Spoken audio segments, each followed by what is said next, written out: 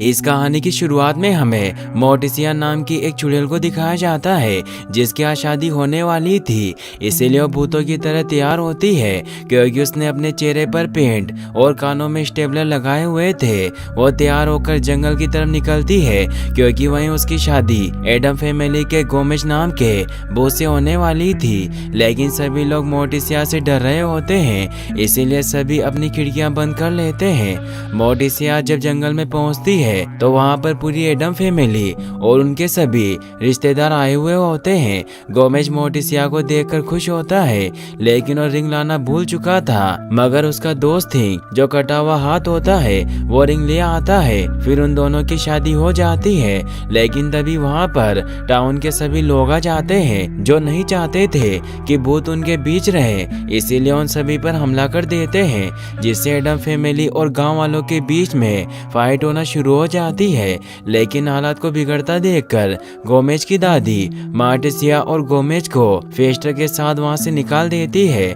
मोर्टिसिया Gomez से कहती है कि हमें इंसानों से दूर जाना होगा जहां हम अपनी एक नई लाइफ की शुरुआत करेंगे। फिर हम देखते हैं कि गोमेज मोर्टिसिया और थिंग के साथ न्यू जर्सी के सुनसान इलाके की तरफ निकल जाता है। थिंग जब कार चला रहा होता है कि तभी उसकी गाड़ी एक घोस्ट से टकरा जाती है जिसका नाम लर्च होता है। लर्च का कोई घर नहीं होता, इसलिए गोमेज उस घोस्ट को अपना नौकर बना लेता है। उन्हें वहाँ पहाड़ों पर एक भूतिया असाइलम दिखाई देता है, जिसे देखकर गोमेज और मोर्टिसिया बहुत खुश होते हैं और वो दोनों लर्च के साथ उस बंद पड़े असाइलम में आ जाते हैं जहाँ कोई भी नहीं रहता था। इसीलिए अब वो खुशी से वहीं रहने लग जाते हैं। फिर हमें 13 साल बाद का सीन दिखाया जाता है जहाँ पर अब मोर्टिसिया और गोमेज के 2 बच्चे हो चुके हैं, जिनमें से लड़की का नाम वेडनेसडे होता है और लड़के का नाम पग्सले होता है। पग्सले एक शरारती लड़का होता है जिसे बम से धमाके करने का बड़ा शौक होता है और वो हर समय रॉकेट और मिसाइलें लॉन्च करता रहता है। वहीं वेडनेसडे बहुत उदास रहती है क्योंकि इनकी फैमिली पूरे टाउन से अलग एक पहाड़ी पर रहती है, जिसकी वजह से वेडनेसडे का कोई भी दोस्त नहीं होता और वो हर समय अपने घर के बाहर लगे मिस्टीरियस ट्री के साथ रहती है जो वेडनेसडे और पग्सले का बहुत ध्यान रखता है और उन्हें हर सुबह नींद से जगाता है। अब ये लोग इसी तरह पूरे टाउन से अलग शांति से अपनी जिंदगी बिताए रहे होते हैं कि तभी एक दिन पार्कर नाम की लड़की इनके घर तक आ जाती है। पार्कर के साइकिल की आवाज सुनकर जब वेडनेसडे अपने घर का दरवाजा खोलकर उसे देखती है तो पार्कर वेडनेसडे को देखकर डर जाती है और वापस चली जाती है क्योंकि वेडनेसडे का लुक किसी भूत की तरह होता है। पार्कर को ज्यादा देखकर वेडनेसडे बहुत उदास होती है क्योंकि वो पार्कर को अपना फ्रेंड बनाना चाहती थी। अगले सीन में हम गोमेज को देखते हैं जो अपने बेटे पग्सली को तलवार चलाना सिखा रहे होते हैं क्योंकि एडम फैमिली में एक रिचुअल होता है जिसमें एडम फैमिली के नए मेंबर को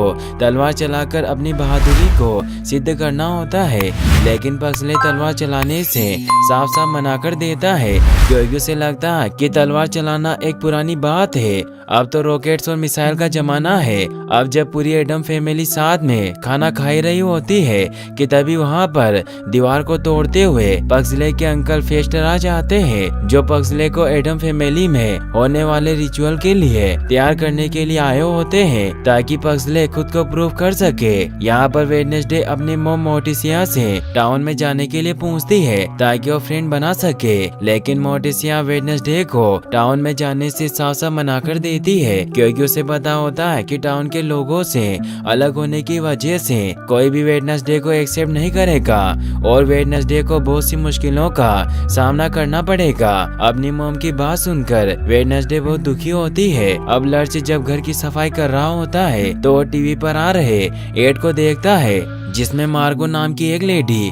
लोगों से अपने द्वारा बनाए गए एक खूबसूरत से टाउन के बारे में बता रही होती है जिसमें उसने बहुत से खूबसूरत घर बनाए होते हैं। अब मार्गो अपने टाउन के बारे में लोगों को बताई रही होती है कि तभी वहां पर पार्कर आ जाती है। दरअसल पार्कर मार्गो की बेटी होती है, लेकिन जब पार्कर मार्गो को पहाड़ी पर बने असाइलम और वेडनेसडे के बारे में बताती है तो मार्गो पार्कर की बातों पर ज्यादा ध्यान नहीं देती क्योंकि उसे लगता है कि कि पार्कर झूठ बोल रही है। अब मार्को के नए टाउन के ओपन सेरेमनी से एक बलून उड़ता हुआ एडम फैमिली के असाइलम में आ जाता है, जिसे वेडनेसडे पकड़ लेती है। लेकिन जब मोर्टिसिया वेडनेसडे के हाथ में एक बैलून को देखती है तो बहुत हैरान होती है क्योंकि एडम फैमिली कलरफुल चीजों से दूर रहती है। मोर्टिसिया के पूछने पर वेडनेसडे उन्हें बताती है कि बैलून पास में बन रहे नए टाउन से आया है। और जब मोर्टिसिया और गोमेज उस टाउन को देखते हैं तो बहुत गुस्सा होते हैं क्योंकि इस टाउन के बनने की वजह से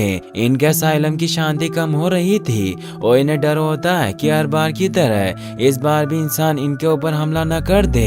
यहाँ पर गोमेज मोर्टिसिया को समझाता है कि हमें एक बार टाउन में जाकर लोगों से बात करनी चाहिए क्योंकि शायद इससे कोई हल निकल सके। वहीं दूसरी तरफ हम मार्गो को देखते हैं जो धुंध हटने की वजह से एडम फैमिली के असाइलम को देख लेती है, जिससे उसे बहुत गुस्सा आता है क्योंकि उसके खूबसूरत से टाउन के ऊपर बसा यह असाइलम मार्गो के टाउन की खूबसूरती में किसी काले धब्बे की तरह लग रहा होता है। अब अगले दिन गोमेज मोर्टिसिया और फेस्टर के साथ मार्गो के टाउन में आ जाता है, जहाँ पर टाउन के लोग इन्हें बहुत अजीब तरीके से देख रहे होते हैं क्योंकि ये लोग टाउन के नॉर्मल लोगों से काफी अलग होते हैं। अब एक जगह कुछ बच्चे डांस कर रहे होते हैं, जिन्हें देखकर फेस्टर भी उनके साथ डांस करने लगता है। लेकिन जैसे वो अपने कोट को खोलता है उसमें से ढेर सारे चमगादड़ निकलने लगते हैं, जिन्हें देखकर सारे बच्चे डरकर वहां से भाग जाते हैं। मार्गो एडम फैमिली के पास आती है और अपने टाउन में उनका स्वागत करती है। मार्गो को देखते ही फेस्टर उसे पसंद करने लगता है और वो मार्गो को अपनी फैमिली के बाकी लोगों से मिलवाता है। यहाँ पर मार्गो इनसे कहती है कि वो इनके पुराने से दिखने वाले असाइलम को डेकोरेट करके एक नए और खूबसूरत घर में बदल सकती है। मोर्टिसिया ऐसा नहीं चाहती है क्योंकि उसे अपना पुराना घर ही पसंद होता है, लेकिन गोमेज उसे समझाता है कि अगर वो मार्गो को अपना घर डेकोरेट करने के लिए देंगे तो नॉर्मल लोगों से उनकी जान पहचान बढ़ेगी। गोमेज की बात सुनकर मोर्टिसिया अपने घर को डेकोरेट कराने के लिए राजी हो जाती है। अगले सीन में हम गोमेज और फेस्टर को देखते हैं जो पग्सले को अपनी खानदानी तलवार देकर उसे और भी अच्छी तरीके से तलवार चलाने की प्रैक्टिस करने को कहते हैं ताकि आने वाले रिचुअल में वो बाकी के एडम फैमिली के मेंबर्स की तरह खुद को प्रूव कर सके। यहाँ पर फेस्टर पग्सले को एक बुक भी देता है जिसमें तलवार चलाने के तरीकों के बारे में बताया गया होता है। अब ये लोग आपस में बातें कर ही रहे होते हैं कि तभी वहाँ पर मार्गो भी अपने असिस्टेंट के साथ आ जाती है, लेकिन वो लर्च और पग्सले के अजीब व्यवहार को देखकर डर जाती है क्योंकि पग्सले दीवार पर उल्टा चल रहा होता है। लेकिन मार्गो किसी भी तरह एडम फैमिली के असाइलम को ठीक करना चाहती है ताकि अपने टाउन में बने घर को बेच सके, इसीलिए वो किसी तरह हिम्मत करके असाइलम के अंदर जाती है और ग्रीन पेंट को दीवार पर लगाने लग जाती है जिन चीजों को उसे बदलना था। वहीं दूसरी तरफ पार्कर वेडनेसडे के साथ असाइलम के बाहर मिस्टीरियस पेड़ के साथ खेल रही होती है, लेकिन जब पार्कर वेडनेसडे को अपने स्कूल और दोस्तों के बारे में बताती है तो उदास हो जाती है क्योंकि ना तो उसका कोई फ्रेंड होता है और ना ही वो कभी स्कूल जाती है। वही मार्गो पूरा असाइलम देखने के बाद एडम फैमिली से कहती है कि वो इस वीरान से असाइलम को एक खूबसूरत और कलरफुल घर में बदल सकती है, लेकिन एडम फैमिली ऐसा नहीं चाहती क्योंकि कुछ ही दिनों के बाद इनका पारंपरिक रिचुअल होने वाला होता है जिससे एडम फैमिली के सारे मेंबर्स इकट्ठे होने वाले होते हैं। और अगर उन्होंने असाइलम को कलरफुल देख लिया तो वो गुस्सा हो जाएंगे क्योंकि एडम फैमिली हमेशा से ही ब्लैक एंड व्हाइट कलर के बीच जीती आई है। इसके बाद मार्गो को असाइलम से बाहर कर दिया जाता है जिससे मार्गो को बहुत गुस्सा आता है और अब वो अपनी इस बेइज्जती का बदला लेना चाहती है। अगले सीन में हम वेडनेसडे को देखते हैं जो अपने पेरेंट्स से स्कूल जाने के लिए पूछती है, लेकिन वेडनेसडे की मॉम उसके स्कूल जाने से साफ साफ मना कर देती है क्योंकि उन्हें पता होता है कि स्कूल के बाकी के बच्चे वेडनेसडे को एक्सेप्ट नहीं करेंगे। लेकिन गोमेज वेडनेसडे को स्कूल जाने देते हैं क्योंकि उनको लगता है कि ऐसा करने से वेडनेसडे नॉर्मल बच्चों के काफी नजदीक जा सकती है। अब वेडनेसडे स्कूल जाती जाती है जहाँ पर वो पार्कर से मिलती है, लेकिन स्कूल के सभी बच्चे वेडनेसडे को देखकर डर रहे होते हैं। यहाँ पर बेथेनी नाम की एक लड़की वेडनेसडे को बुली करने लगती है, जिस बात पर गुस्सा होकर वेडनेसडे साइंस के लैब में मुर्दा मेंढकों को अपने ब्लैक मैजिक की मदद से ज़ॉम्बीज़ मेंढकों में बदल देती है और उनसे बेथेनी पर हमला करवा देती है। ज़ॉम्बीज़ मेंढकों को देखकर